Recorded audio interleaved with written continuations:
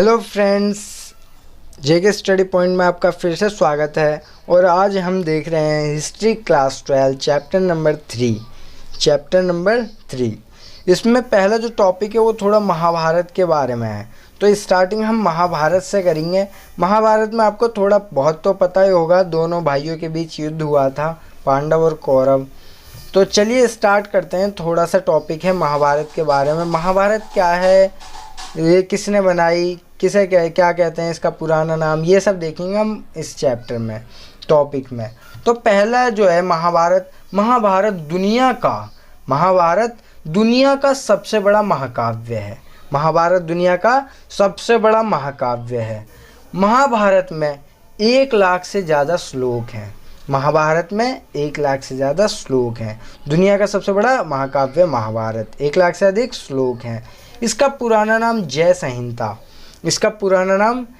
संहिता है। महाभारत का पुराना नाम है जय संहिता। ये भारत की सबसे समृद्ध ग्रंथों में से एक है। महाभारत दुनिया का सबसे बड़ा महाकाव्य महाभारत, 1 लाख से अधिक श्लोक महाभारत में, पुराना नाम जय संहिता। महाभारत की रचना में 1000 वर्ष लग गए और ये रचना कब हुई? 500 ईसा वर्ष पूर्व। महाभारत में हम समाज की स्थिति और सामाजिक नियम के बारे में जानकारी प्राप्त कर सकते हैं। महाभारत में 2 भाइयों के बीच युद्ध हुआ था, 2 परिवारों के बीच युद्ध हुआ था, कौरव और पांडव। महाभारत में 2 परिवारों के बीच युद्ध हुआ, कौरव और पांडवों के बीच युद्ध हुआ। महाभारत के जो मूल रचयिता थे, जिसने महाभारत की रचना की है, वो थे भाटसारथी। कौन थे फ्रेंड्स? भाटसारथी। महाभारत के मूल रचयिता भाटसारथी। मूल रचयिता भाटसारथी। फ्रेंड्स बोलते रहिए, महाभारत के मूल रचयिता भाटसारथी। महाभारत का समालोचनात्मक संस्करण, किसने उसे अच्छी तरीके से लिखा है, पढ़ा है, समझा है? समालोचनात्मक संस्करण तो वी.एस. सुधांकर। महाभारत का समालोचनात्मक संस्करण वी.एस. सुधांकर।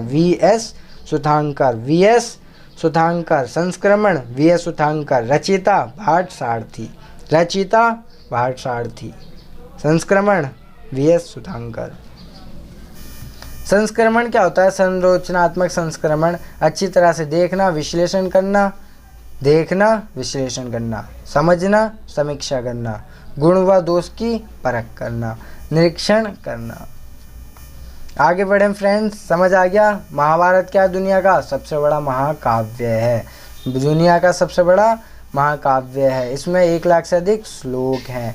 इसका पुराना नाम जय संहिता है। जय संहिता ये सबसे समृद्ध ग्रंथ है। 1000 वर्ष तक बना, 500 ईसा वर्ष पूर्व बना। इसमें समाज की स्थिति व सामाजिक नियम के बारे में जानकारी मिलती है। 2 परिवारों के बीच युद्ध मिलता है, कौरव और पांडव। इसके रचयिता थे भाटसारथी और समालोचनात्मक संस्करण किया वी.एस. सुधांकर ने। आगे बढ़ गए फ्रेंड्स, देखते हैं महाकाव्य का समालोचनात्मक संस्करण।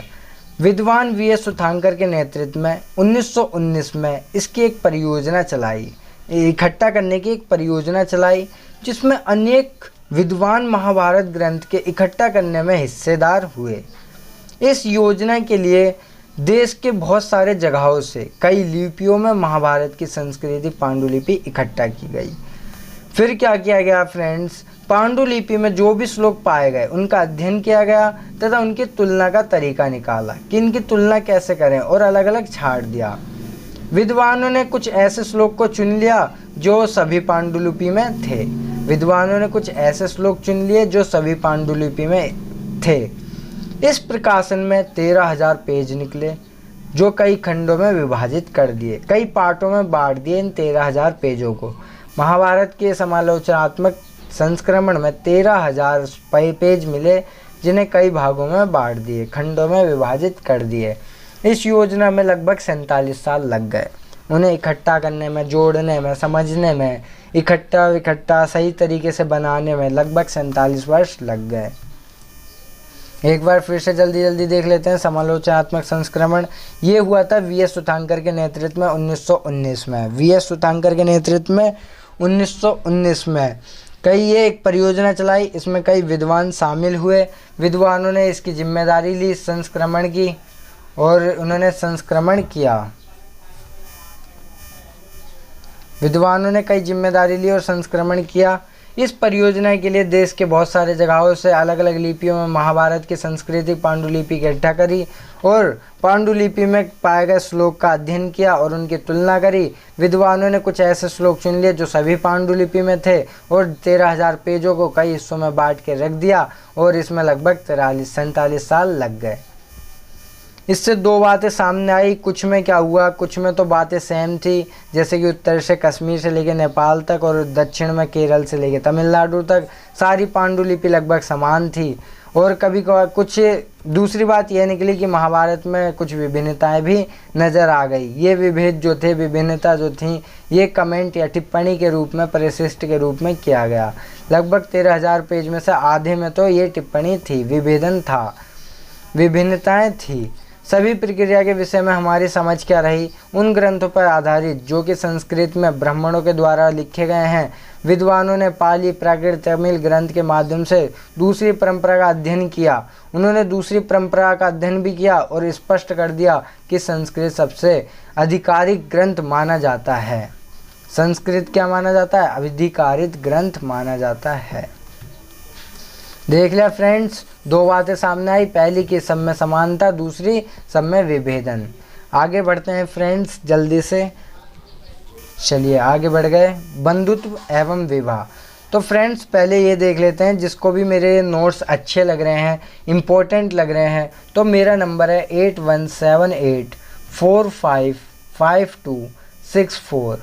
इस पर संपर्क करें, ये मेरा व्हाट्सअप नंबर है। कृपया कॉल करके परेशान ना करें, तो व्हाट्सअप ही करना, क्योंकि ये मेरा पर्सनल नंबर नहीं है। और अगर जिस किसी को भी कॉल या व्हाट्सअप में दिक्कत हो रही हो, टेलीग्राम आईडी है 12th JK study point, JK study point POINT point, ये मेरा टेलीग्राम आईडी है। इस पे भी आपको नोट्स मिल जाएंगे, अपलोड किए हुए हैं नोट्स, आज के नोट्स अपलोड हो जाएंगे उस पे टेलीग्राम पे। जल्दी से जल्दी ज्वाइन होइए और ऐसे ही पढ़ते रहिए और अच्छे नंबर ला करके आप पास हो जाइए, ये मेरी मनोकामना है। चलिए स्टार्ट करते हैं। बंधुत्व एवं विवाह। बंधुत्व एवं विवाह, इससे पहले हम ये देखते हैं परिवार। विवाह करने से पहले हम क्या देखते हैं? परिवार। परिवार क्या है? परिवार किसे कहते हैं? परिवार समाज की एक बहुत महत्वपूर्ण संस्था है। परिवार समाज की एक महत्वपूर्ण संस्था है, जो कि सांस्कृतिक ग्रंथों में परिवार के लिए कुल शब्द का प्रयोग किया गया है। संस्कृत ग्रंथ में परिवार नहीं कहा जाता, इसे कुल कहा जाता है। कुल, ये उस कुल का है, इस कुल का है। जैसे कि हम इंग्लिश में फैमिली बोलते हैं, हिंदी में परिवार बोल देते हैं, तो संस्कृत में कुल क्या बोलते हैं? कुल। अगर तकनीक भाषा देखें तो परिवार एक जाति या वर्ग को दर्शाता है। परिवार किसको दर्शाता है? जाति या वर्ग को। पारिवारिक रिश्ते जो हैं नैसर्गिक व रक्त संबंध माने जाते हैं। खून खून का रिश्ता माना जाता है परिवार। कुछ समाज में भाई बहन को खून का रिश्ता माना जाता है और कुछ समाज में ऐसा नहीं माना जाता। कुछ में तो खून खून का रिश्ता माना जाता है, कुछ में ऐसा नहीं माना जाता। सभी परिवार एक जैसे नहीं थे उस समय। कई बार एक परिवार के लोग भोजन व संसाधन को एक साथ मिल बांट के खाते थे। जैसे कि बचपन में आपके घर वाले लाते होंगे कुछ सामान या चीज़ वीज, तो आपके भाई बहन के साथ उन्हें मिल बांट के खाना सिखाया होगा। तो कई बार ऐसा हमने देखा है कि परिवार के लोग संसाधन व भोजन को बांट के खाते थे, एक साथ रहते थे, एक साथ कार्य करते थे। परिवार का एक बहुत बड़ा वर्ग होता था जिसे जाति वर्ग कहा जाता है।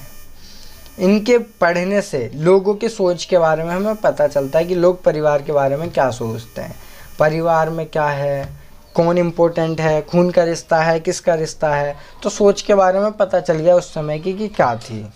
पितृवंशिक व्यवस्था। पितृवंशिक व्यवस्था क्या होती है? पितृ जो होता है पिता बोलते हैं, नाम से ही पता चल रहा है। पितृ मतलब पिता, वंशिक मतलब वंश। पिता का जो वंश होगा उसे संसाधनों का अधिकार होगा, उसी व्यवस्था को बोलते हैं पितृवंशिकता व्यवस्था। अर्थ देख लेते हैं। ऐसी सामाजिक व्यवस्था। पितृवंशिकता प्रणाली का अर्थ क्या है? ऐसी सामाजिक व्यवस्था जिसमें समाज में पुरुष को अधिक महत्व दिया जाता है। ऐसी सामाजिक व्यवस्था जिसमें समाज में पुरुष को अधिक महत्व दिया जाता है, पुरुष को अधिक महत्व दिया जाता है। इस परंपरा में घर का मुखिया पुरुष होता है। इस परंपरा में घर का मुखिया पुरुष होता है और अधिक शक्ति पुरुष को प्राप्त होती है। इस व्यवस्था में पिता के बाद पुत्र को संपत्ति का अधिकार मिल जाता है। उसी को ही बोलते हैं पितृवंशिकता प्रणाली या व्यवस्था। बंधुता के रिश्ते में बदलाव। महाभारत देखेंगे, महाभारत कौरव और पांडव के बीच में हुई थी। वो कुरु वंश के थे। किस वंश के थे? कुरु वंश। इनका एक जनपद होता था, पूरा शासन होता था जनपद पे इनका। इनके बीच भूमि के लिए और सत्ता को लेकर लड़ाई हो गई। कौरव और पांडव के बीच भूमि और सत्ता के लेकर के विवाद हो गया। पांडव जीत गए, पांडव विजयी हो गए। उनके बाद पितृवंशिकता उत्तराधिकारी घोषित किया गया। उनके बाद फिर पितृवंशिकता उत्तराधिकारी घोषित कर दिया गया, जैसे कि उनके पिता के हिसाब से उनके बेटे को राजा गद्दी पे बैठा दिया। ज़्यादातर राजवंश 6ठी शताब्दी में पितृवंशिकता प्रणाली को अपनाते थे। ज़्यादातर राजा लोग 6ठी शताब्दी के राजा लोग किस प्रणाली को अपनाते थे? पितृवंशिकता प्रणाली। पिता के बाद बेटा, पिता के बाद की संपत्ति बेटे के पास।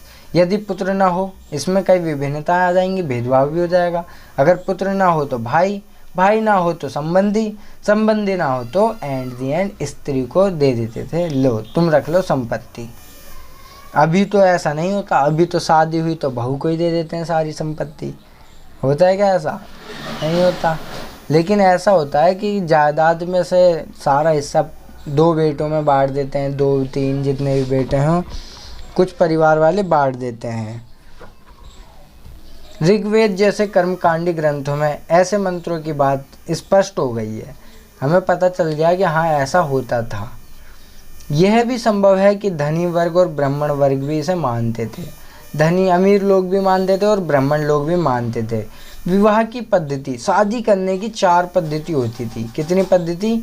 4। एक तो बहिर्विवाह, अंतर्विवाह, बहुपति, बहुपत्नी। बहिर्विवाह, अंतर्विवाह, बहुपति, बहुपत्नी। बहिर्विवाह, बहिर मतलब बाहर, विवाह मतलब शादी। गोत्र के बाहर शादी को बोलते हैं बहिर्विवाह। गोत्र के अंदर अंतर्विवाह। और ज़्यादा पति रख लिया तो बहुपति, ज़्यादा पत्नी रख ली तो बहुपत्नी। ये 4 पद्धति होती थी शादी की। कोई ज़्यादा पत्नी रखता था तो बहुपत्नी, कोई ज़्यादा पति रखती थी तो बहुपति, कोई गोत्र के अंदर शादी कर ले तो अंतर्विवाह और गोत्र के बाहर तो बहिर्विवाह। विवाह के कुछ नियम होते थे उस समय, जैसे कि जहाँ उत्तराधिकारी व्यवस्था में पुत्र का होना अनिवार्य माना जाता था, वहाँ पुत्र का होना अनिवार्य था, इम्पोर्टेंट था। पुत्र नहीं हुआ तो सब दुखी। और वहीं पुत्री को अलग रूप से देखा जाता था। चलो पुत्री हो गई कोई दिक्कत नहीं, लेकिन पुत्र इम्पोर्टेंट है उस समय। पितृक संसाधनों में हक नहीं था। वो जो वो होती थी पुत्री, उसे पिता के संसाधनों का हक नहीं था। वो एंटाइटल नहीं थी, हकदार नहीं थी संसाधनों की। गोत्र के बाहर विवाह करना श्रेष्ठ माना जाता था कि गोत्र के बाहर ही होगा, जिसे हम क्या बोलते हैं? बहिर्विवाह। वहाँ बहिर्विवाह पद्धति से शादी होती थी। बहिर्विवाह क्या होती है? बहिर्विवाह का अर्थ होता था जैसे कि गोत्र के बाहर करना। ऊंची प्रतिष्ठा वाले परिवार, जो बड़े अमीर अमीर लोग होते हैं, जैसे कि क्षत्रिय हो गए, ऊंची प्रतिष्ठा वाले ब्राह्मण हो गए, ये कम उम्र में कन्या का जीवन सावधानी से, बड़े ही सावधानी से तय कर देते थे, ताकि उचित समय है और उचित व्यक्ति देख लिया तो शादी कर दो। उचित समय व उचित व्यक्ति को देख करके शादी कर दो। और पूरी शादी में कन्यादान को महत्वपूर्ण धार्मिक कर्तव्य माना जाता था। पिता का यह महत्वपूर्ण धार्मिक कर्तव्य है कि वो कन्यादान अपनी बेटी का करे। आगे बढ़े फ्रेंड्स, चलिए आगे बढ़ते हैं। 7वीं लाइन यह है कि जैसे जैसे नए नगरों का उत्थान हुआ, उद्भव हुआ, नए नगर बने, समाज की जीवन बहुत ही जटिल हो गया। सामाजिक जीवन क्या हो गया? बहुत ही जटिल हो गया। वस्तु के क्रय विक्रय, लेन देन के साथ विचारों का भी आदान प्रदान होने लगा। जैसे जैसे वस्तु का भी लेन देन होने लग गया, विचारों का भी लेन देन हो गया। तो इस चुनौती के जवाब में ब्राह्मणों ने, अब जैसे ही विचारों का आदान प्रदान होगा तो कोई बोलेगा कि शादी पहले गधे से करवाओ जब वो होगा, कोई बोलेगा कुत्ते से करवाओ जब शादी को मानेंगे। तो सबके अलग अलग विचार फैलने लग गए। अब इन विचारों का समाधान करना था। समाधान करने के लिए ब्राह्मणों ने क्या करा, ब्राह्मणों ने दिमाग लगाया। उन्होंने समाज के लिए आचार संहिता बना दी, नियम बना दिए कि ऐसे ऐसे विवाह होगी। कोई फेक न्यूज़ में सुनो, this is very fake news, humour है। तो फिर ब्राह्मणों ने क्या कर दिया, आचार संहिता बना दी। ब्राह्मण व समाज को इसका पालन करना पड़ा। ब्राह्मण और समाज को क्या करना पड़ा, इस आचार संहिता का पालन। अब वो क्या करे, पालन ही करेगी। जब सबों में वहम पैदा हो रहे हैं, कोई कुछ बोल रहा है, कोई कुछ बोल रहा है, तो वहम पैदा दूर करने के लिए एक नियम बनाए, आचार संहिता बना दी और वो सबों को माननी पड़ गई। 500 ईसा पूर्व से इन मानदंडों का संकलन, अब इसे इकट्ठा करके एक धर्मसूत्र बनाया या धर्मशास्त्र बनाया, धर्मशास्त्र नामक ग्रंथ बना दिया।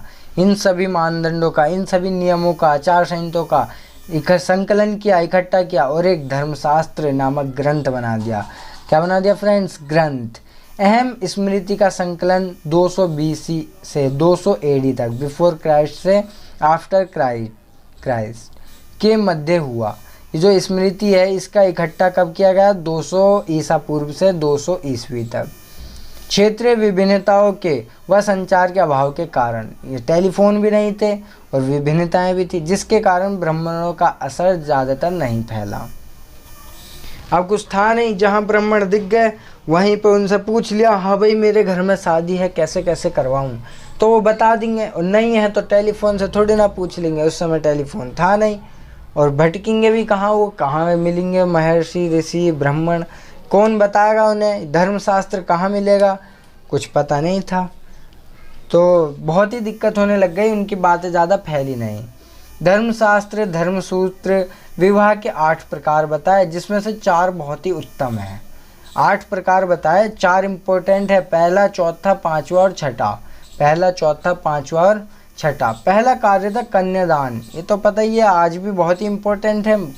दानों में दान, कन्यादान बहुत ही इम्पोर्टेंट है। चौथा क्या था, पिता वर और वधू को ये कहता था, संबोधित करता था कि तुम एक साथ मिलकर अपने दायित्व का पालन करना, अपने कर्तव्य का पालन करना, इसके बाद ही वो कन्यादान करता था। 5वां इम्पोर्टेंट कार्य प्रकार, वर को वधू की प्राप्ति जब होती थी जब वो अपनी इच्छा के अनुसार उसके संबंधी को धन देता था। क्या देता था, धन।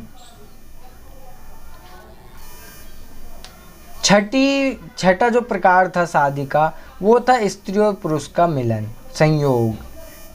समझ रहे हो ना, तो समझ गए। अब वर चली गई, वधू भी चली गई, दोनों एक साथ अब संयोग करेंगे। स्वजन के मध्य लड़ाई। स्वजन जो थे कौरव और पांडव, उनके मध्य लड़ाई कैसे हुई, किस बात को लेके हुई, ये देखेंगे। कौरव धृतराष्ट्र के पुत्र थे। कौरव कौन थे, धृतराष्ट्र के पुत्र थे। पांडव बांधव के। धृतराष्ट्र कुछ भी नहीं थे, धृतराष्ट्र राजा नहीं थे, ऐसे ही थे। तो जब पांडु मरे ना, तो उनके बेटे बहुत छोटे छोटे थे। उन्होंने सोचा कि इन्हें देने से अच्छा है मैं अपने भाई को दे देता हूँ राजगद्दी। तो उनके मरने के बाद धृतराष्ट्र ने राजगद्दी संभाली। अब धृतराष्ट्र ने राजगद्दी संभाली। हस्तिनापुर के लोग, जब पांडव बड़े हो गए तो हस्तिनापुर के लोग पांडव को ज़्यादा ही उत्तम मानने लग गए, जिससे कौरव के जो ज्येष्ठ थे दुर्योधन, उन्हें घृणा हो गई, ईर्ष्या हो गई, जलन हो गई कि अरे ये क्या हो रहा है, सब उसकी वाह कर रहे हैं। जैसे कि बाहुबली में देखा था, वो उन्हें निकाल दिया गया, उसके बावजूद भी सब ज़्यादातर बात मान रहे थे बाहुबली की, तो उसे ईर्ष्या हो गई और उन्होंने उसे मरवाना चाहा। ऐसी दुर्योधन को ईर्ष्या हो गई और उन्होंने अपने पिता से कहा कि पापा देखो, अगर पांडव इस गद्दी पे बैठ जाएं, उन्हें विरासत मिल जाए तो हमारा क्या होगा, हमारे पुत्रों का क्या होगा, उनकी देखभाल का क्या होगा। उन्हें ये चिंता सताने लग गई। फ्रेंड्स, इस वीडियो में इतना ही। अब अगली वीडियो में पार्ट 2 जब बनेगी उसमें देख लेंगे। नोट्स के लिए मैंने बता दिया है, या तो टेलीग्राम पे जाइए, नहीं तो मेरे नंबर पे व्हाट्सअप कर दीजिए।